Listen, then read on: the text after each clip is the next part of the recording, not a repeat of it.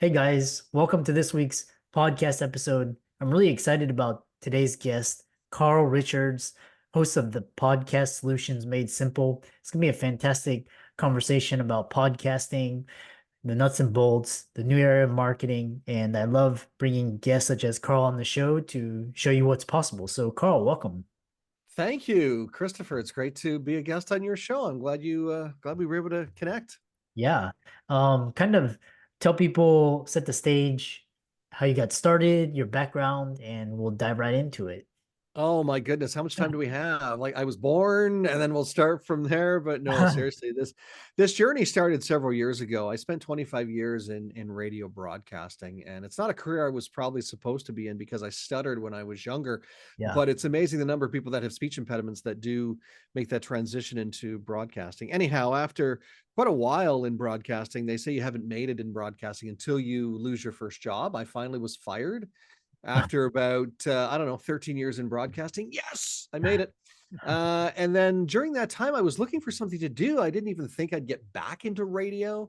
And I started a part-time business as a speaker trainer. And through some great opportunities that were presented to me, I got back into radio, but still maintained a part-time business doing speaker training with the intention it would go full-time, but it never did, unfortunately. But what happened though, you might have heard about this, Christopher, was somewhere around 2019, 2020, was this thing called the pandemic, I think they called it. That's when a lot of things went kaflooey in the world, and including the broadcast world. The advertising dollars, they plummeted. I mean, revenue dropped by 70%, 80% in some markets. So there was a huge attrition of people. So that was an opportunity for me to finally take my business full time. The challenge was nobody was getting on physical stages.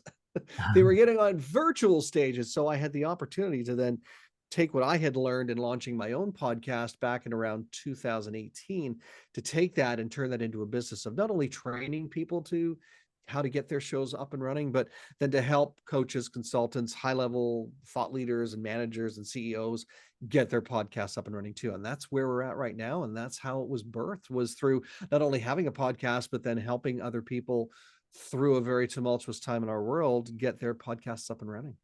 Yeah. Yeah, it's interesting. Yeah, I love the moving back to March 2020, that brings so Oh much yeah. memories and yeah, it was interesting leveraging between physical in appearances to virtual, and you basically could do, five keynotes in a day and in your pajamas if you wanted. Um Yeah. Yeah. So kind of talk, you really would talk about podcasting and also speaking, and Sure. you're a three times best-selling author, you're a TEDx speaker, you've clearly mastered the art of storytelling. So how do you integrate these skills into your podcasting approach to captivate and engage your audience? Oh gosh, I think storytelling is maybe even more important in the podcasting space than it is on the physical stage. It's still important on the physical stage because you can Yeah. move an audience forward more with a story than you can facts. And I think that's evidentiary when we look at some of the uh, large what do you call it, franchises that are out there. You know, Star Wars isn't a well-known franchise because of all the technology and spaceships and shuttles and laser beams and things like that. No, it's because they want to know the story of, is Princess Leia going to marry Luke, or is she going to marry Han Solo? No, that's why, right? It's the storyline, and that's a big part of it. So when you can implement stories or examples that are basically stories about things that have happened in your career, in your journey, in your experiences in life in general, then that's where I think you're going to win your audience over more, because people like facts. There are people who definitely digest them. That I have a spouse that reads technical journals all the time for whatever reason. I'm, what are you doing? I'm reading about a car engine. Okay. But for a lot of people, we need that story. We need to know, we need to understand, and we connect with you more if there's a story. So it's very easy to, I say easy, but I think one of the hardest parts is firstly structuring your content so that you allow yourself to not only get the facts out there about whatever it is that you're talking about, but then you can also implement the right story. And everyone, Christopher, I'm sure you agree with this, everyone has a story. or everyone has a series of stories that they can weave into as they're sharing about their experiences that they can tell. It's knowing what story fits and where. And that's where a little bit of structure comes into putting your show together. But it's really, once you have that down, sometimes the stories come naturally. And what's interesting is, and I'm glad you mentioned this, is that you record your podcast and then you strip it down and then you give the best version of that, when you release it. There are some people who think, I'm just going to go rogue, I'm going to go live. The problem is, live, you might not get the right story out, right? Or you might make the odd mistake. I've already made a couple mistakes today, but you really want to make sure that you encapsulate the best version of yourself. And if you've got some really good stories, you want to make sure the right one fits. If you make a mistake on it, you can always say it again and in the recording, right? Yeah. Yeah, I love that. I love how you talked about everybody has a story in them, and everybody has a book in them. Yep. And yeah, it's so interesting because I'm so fascinated by how technology has infiltrated podcasting and also public speaking. And I, I'm curious about your thoughts on how technology has in court like both podcasting and public speaking, because now you could do a modern day speaking tour on YouTube or on a podcast, and just like I said, from your bedroom in your pajamas, and nobody would know, and you can get the reps in by going live and speaking on YouTube and all of these different platforms, probably 24/7 practice. So what are your thoughts?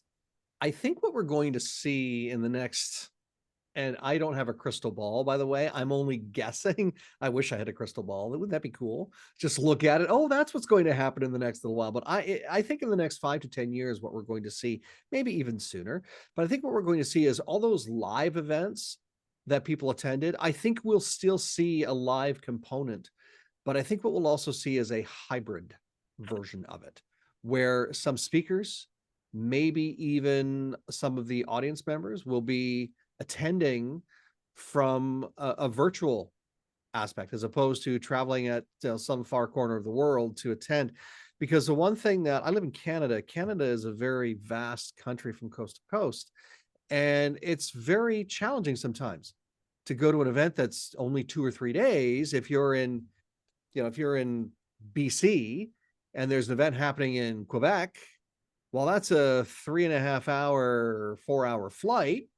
That's a day there. And then the 3.5, 4 hour, 4 hour flight home, that's a day. And then you want to be at the event a day early. Well, that's now 3 days. For a 2 day event, that's 5 days. So if it's geography is the challenge, you can attend virtually unless you want to invest the time and the money in travel and stuff.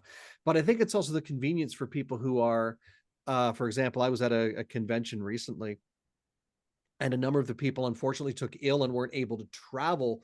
They could still participate, but they couldn't be with other people, right? Just like back in the COVID days where it's like, okay, everyone self-isolate and do your thing. These individuals, had viral infections and weren't able to attend. So in that sense, you can have people attending. You can have people attending from different countries if they wish to, without having to travel around the world. But the other thing that's interesting is the technology that's being used for those events. And not just the technology of, how do you amplify or 2.0 a Zoom call to make it that much better. There are now platforms for virtual presentations, but above and beyond that, some of the technology that's being used at these events. It's not just microphones and PowerPoint projectors anymore. There are different AIs that are being used, or different types of technologies that are really bringing it together so you can more efficiently host not only an in-person event, but a hybrid event or even a totally virtual event, and make it seem like you're live on location. So I think that's where we're going to see it in the next 3 to 5, 5 to 10 years, is a hybrid approach. And I think those diehards that want to attend and be at those events, they'll still go for the handshakes and the camaraderie, but there will be a lot of people who I think will tap into those events from afar through a virtual portal. Yeah. Yeah, not to mention, plus the travel hassles, the travel delays, the weather delays, flights are never on time and get Yeah. canceled. So, That's um, why podcasting is great too, because especially if you're a speaker, the event I was speaking of was a speakers convention. And wow, there are a lot of professional speakers that after a while, I mean, you might be a road warrior when you're in your 20s and 30s, but when you hit your 50s and 60s, you get a little more tired, right? So certainly those virtual platforms or those podcasts or whatever it is make it so much easier because, like you indicated, you can do a podcast in your pajamas if you want, and you can do like three or four, five, six presentations or episodes as you were in a day, and that's as good as being on a physical stage, right? So it's about efficiency and best use of your time, but also, do you really have the physical or mental desire, especially as you get older, to want to be traveling 300 days or 250 days out of the year just to speak on physical stages or attend physical events? So I think that's what we'll see. yeah. Yeah. And I know a lot of, for example, a lot of conferences, they have the physical in person, but then they Mm, also live stream it through YouTube, and yep. like you can just get the whole event on YouTube instead of have to go and fly there. I think the networking is the plus, and I know Mhm. speakers, a lot of speakers, they go to events and conferences, and they create a Twitter space or a clubhouse, Yep. and then for their audience and community that can't make it. So, Yeah. Yeah, um, for sure. Yeah. which, yeah, which also, it's really interesting because you mentioned AI, and AI is part of kind of it's going to probably be bigger part of the conversation next year. But Hmm. really interested in how you see the metaverse playing out, because now you can put on like a Oculus or a HoloLens and go into like this room and give a presentation. You can create an event. I'm just curious your thoughts. Hmm. Hmm. I haven't actually delved into that much, but certainly AI as a whole is impacting. I was going to make a joke and say AI, whatever are you talking about? But certainly it's certainly rearing its head, isn't it? And I think what we're seeing right now is AI has been around for a while, let's face it. I mean, it's not new, but I think we're seeing it like we've never seen it before. I mean, I remember what 5 or 6 or maybe even 10 years ago, the first robots coming out, service robots, things like that.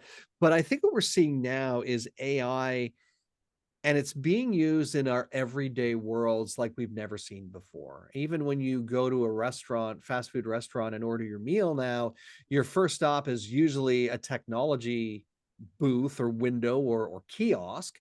Then you order your meal, or you order it on your phone before you even leave your house, if you even leave your house, and then it somehow magically is ready for you at the counter, or it arrives at your door, right? So there's a lot of those things that are happening now.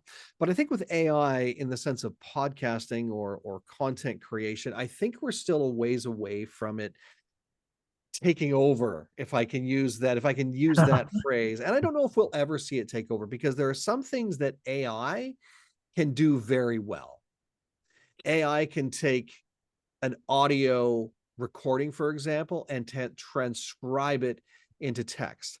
The challenge is it's not perfect. It's only good up to about 92 to 94%. You still have to have somebody scan it, make sure names are correct, spelling, capitalizations, and all of the words, which, if it's really good audio, no problem. If it's less than perfect audio, or if your guest, for example, has a very thick accent, the AI might not pick up on that if it's not used to it, right? So it does take some time for AI to be trained, if it can be fully trained to our advantages. But there are some AIs that do very well, but it's still, and I use AI a little bit in my show when I need to. But one thing I'm noticing about AI is it's not perfect. And we think the AI is going to take something that's already less than perfect, say, for example, audio quality. It's going to take my audio quality that's not perfect, and it's somehow going to magically make it perfect. And I always share with people who are coming into the podcasting space, and they'll say something like, "Do I really need a microphone? My computer audio is pretty good." And I'll say, Do you want to put the best version of you out there? Anyways, every now and again, we have to clean up episodes. And I can tell by listening, this is 25 years being in radio, by the way. I can tell by listening if something has gone through AI.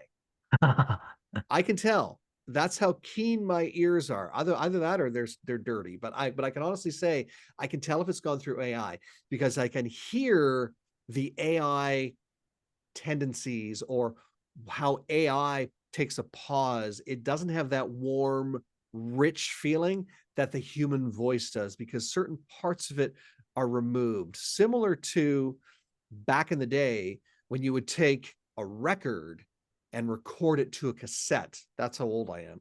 You take a record and record it to a cassette, and then you take that cassette and record it to another cassette. It loses a generation or two of sound quality. And AI does remove a layer of sound quality in its effort to make your audio sound perfect. So I can hear it. And until it becomes perfect, as I said, we're still a ways away from that. But there are still some great ways that AI can be used efficiently. I already mentioned one, the transcription, and it will clean up some of your background noise and things like that and does make it sound decent. But we really need to think about the humanity that's behind the work that we're putting into it. And what AI cannot do, it cannot recognize emotion. And I don't know if it ever will. Mark my words, if it does, we're doomed. But it cannot recognize emotion yet, seriously. And there's certain things that emotionally a human can anticipate. And I speak of this from the professional speaking world, that you know how long of a pause is enough to have a message sit with your audience before you say the next thing. AI doesn't know what that is, and it's going to be different every time a speaker changes. So you, Christopher, for example, is different from me, is different than Oprah Winfrey, is different from you name them. So if you have AI and it's programmed to do this one thing, and Oprah gets on stage, and I get on stage, and you get on stage, and 12 other people get on stage, AI isn't going to know all of the emotions that we individually are trying to impart on our audience in that moment. Yeah. And maybe we'll get there, but I think we're a ways off. Yeah. Yeah. And so kind of what talking about, your company Podcast Solutions Made Simple focuses on helping professionals elevate their brands through podcasting. And then can finally elaborate on how hosting a podcast can be a transformative speaking opportunity, especially for coaches, consultants, and speakers. Yeah, sure. That's a really good question. Here's my philosophy. Imagine, and we sort of talked about this a little bit already, but imagine, Christopher, if you could deliver 52 speaking engagements every year, no lost luggage, no delayed flights, no lumpy pillows or uncomfortable hotel beds, and you basically could deliver 52 hours. You get to speak 52 times a year in front of your ideal audience, knowing they will buy, maybe not all of them, but let's say maybe 40% of them will make a purchase from you at some point in the next calendar year. As a speaker, would you turn that down? No, I mean it's so much more efficient, right? That's a podcast. That's a podcast. And when I say that to speakers, they go, it's almost like their jaw hits the floor. It's like I've reinvented the wheel for them. So that's essentially what that is. And that's why for coaches who are vying to get on these stages or vying to get in front of these large audiences, and there's nothing wrong with that. As I say, I love live events. I really do. But I still recognize the value, and I have a podcast, and I speak on virtual summits more so than I speak on live stages. I actually do my goal of the next couple of calendar years is to speak on virtual stages as much as I do physical stages, as well as podcasts. Now, that might sound very aggressive, but really, when you look at it, virtual stages, as you've already said, are really easy to speak on. If I get on a podcast a week, that's 52 episodes. If I get on between 4 and 12 stages, physical stages in a year, that's pretty good. That's pretty good. I don't need to be on a ton of them. When you think about it that way, when you think about the virtual stage as your playground, because your ideal audience will likely always be in front of you. If you have positioned your content the right way, you can't lose. You Mm. can't lose. Where the mindset gets to be a little bit wonky is when people say, yes, but I want my podcast to make money. Well, that's the wrong thinking. We want our podcasts to generate revenue into our business as coaches, consultants, high-level CEOs. We want that business to come into our company. We want them to hear what we have to say and then go over to our website, tap into our products and our services or our intellectual property. For a podcast to make money, it's the wrong thinking. Your podcast makes money when you have built an audience. This is another discussion altogether, but your podcast starts to generate more revenue as you continue to build your audience. But Yeah. to bring people into your business, that's what you really want. And there are multiple types of podcasts out there that are structured differently. Sports, comedy, true crime. Those are some of the top podcast categories out there. Those, of course, will probably look at sponsorship dollars or all kinds of different ways to generate revenue that way, or crowd-based funding like through Patreon. But as far as how a business podcast works, it really works through bringing people in through the content to your website, and then that's where people can tap into your other products, your freebies, your services, your live events, your virtual events, whatever they are. Yeah. And for kind of those thinking about starting a podcast, everybody should start a podcast, by the way. And then I agree. I totally agree. yeah, kind of elucidate the differences between what's the difference between a podcast, a radio show, a YouTube channel, webinars, kind of elucidate these, and then also how do you what are the biggest things that deter people from starting their own show? Oh, sure. Let's start with what's the difference between a podcast. Basically, if you understand the history of them, this will probably quickly answer the question. Podcasts started out years ago with somebody who has hit a higher pay grade than you and I put together, and everybody else on this planet, probably Christopher. Started out by this guy, and I forget his name.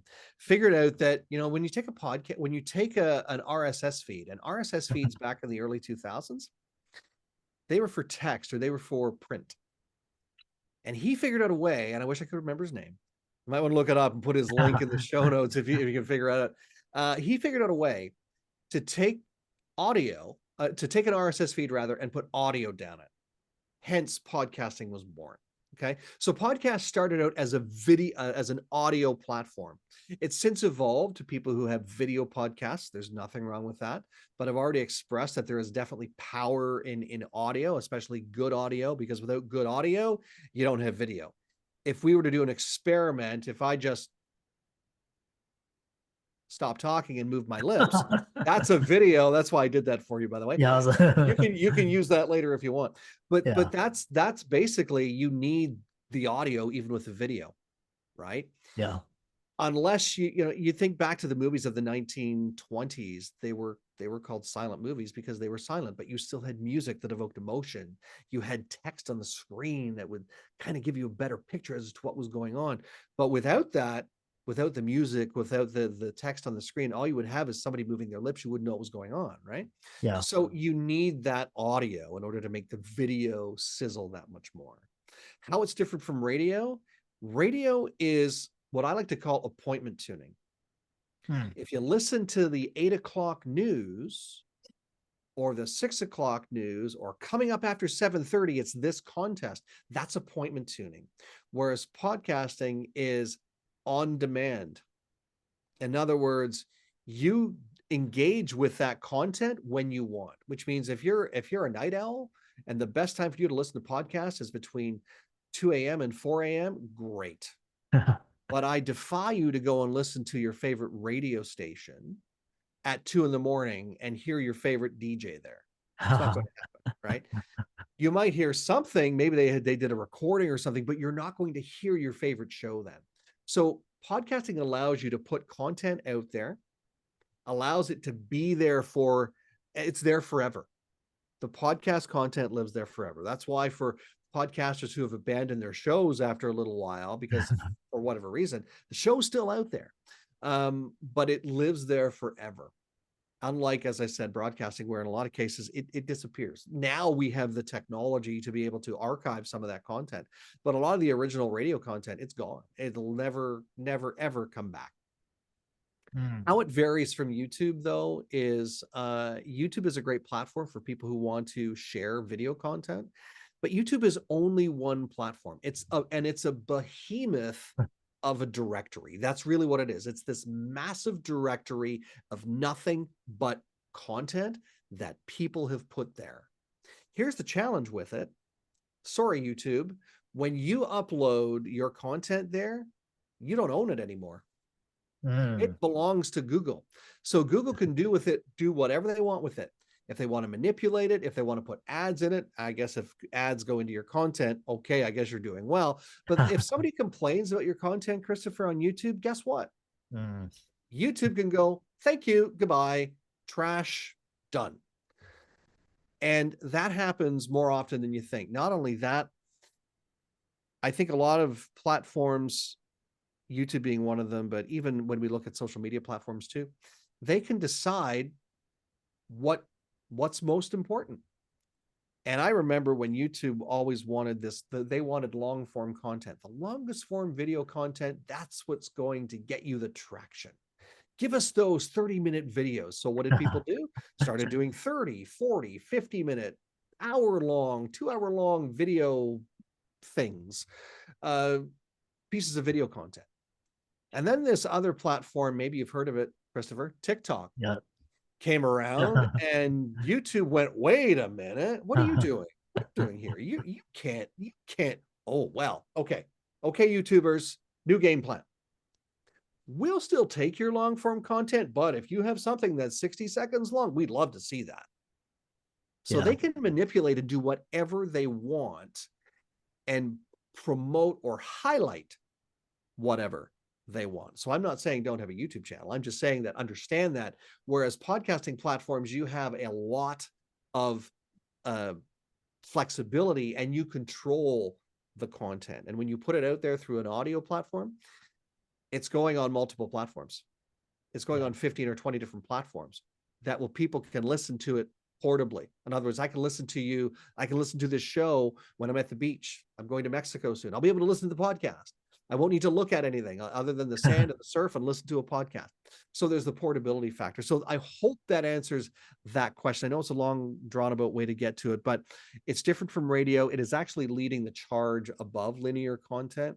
Yeah. And the advertising dollars are proving it because more people are more inclined to make a purchase from things that they've heard on a podcast. So all of those things are really shedding a positive light on podcasting. And yes, obviously, if you have a video podcast, I'm not saying stop, but I'm saying recognize the value of the whole or all the layers of what a podcast can bring you. And I can't remember the second question because I just kept talking. No, no, Second question. that was wonderful. It's all basically different forms of content. It could be short form, long form, putting on Yep. basically different mediums, different Sure. formats. Um, Yep. the how is it different than webinars? Oh, very different than webinars. Webinars, again, I believe webinars to be appointment tuning. You sign up, you Yeah. attend, and I find webinars too to be very pitch oriented. As in, come to my hour-long webinar. I'll give you about 10 minutes worth of content and then Yeah. about 55 minutes or 45 minutes worth of Pitching. pitch, right? So that's why I actually don't, I've hosted webinars. I don't want to say I hate them because hate's a very strong word. I Yeah. loathe them. Let's maybe use that word. I would rather, I would rather say, you know what, listen to my podcast. You want to listen to something of value? Come Yeah. listen to my podcast. Here's a podcast that's all about how to be a better speaker or how to be a better podcaster, how to be a better interviewer. Uh-huh. I can give you that information on a webinar and then sell you something for 15 minutes, or I can give that to you on a podcast and say, by the way, we're having a workshop or an event in Tennessee Yeah. this date. Or by the way, if you want to attend virtually, you can do that too. Click the link in the show notes. I can do that and maybe even get better traction from it Mm. Yeah. than I can a webinar because and people know when they attend webinars, they're going to be sold to. They're going to be sold to. And some Yeah. people don't want to be sold to. Yeah. How Right. can people contact you, check out your social media, follow you, reach out to you, etc.? Yeah, podcastsolutionsmadesimple.com is probably the best place to do that. We also have a podcast called Podcast Solutions Made Simple. I like things simple, so I named the podcast the same thing. But certainly, when you go over to the podcast, you'll find more information too about some of the boot camps that we hold for people who are looking at getting into the podcasting for the first time, or reviving or reframing their podcast. Our boot camps are great for that. But Yeah. other information too, you can always reach out. My current email address is askcarl@carlspeaks.ca, which is still stemmed from my original speaker training business. But certainly reach out. I'm always happy to have a conversation with you, or follow me on social media too. Yeah. And for all the audience out there, let's thank Carl for bringing his wisdom and expertise. Be sure to check out his podcast, as well as follow his social media. And with that, thanks so much for coming on to the podcast. Christopher, thanks for having me as your guest.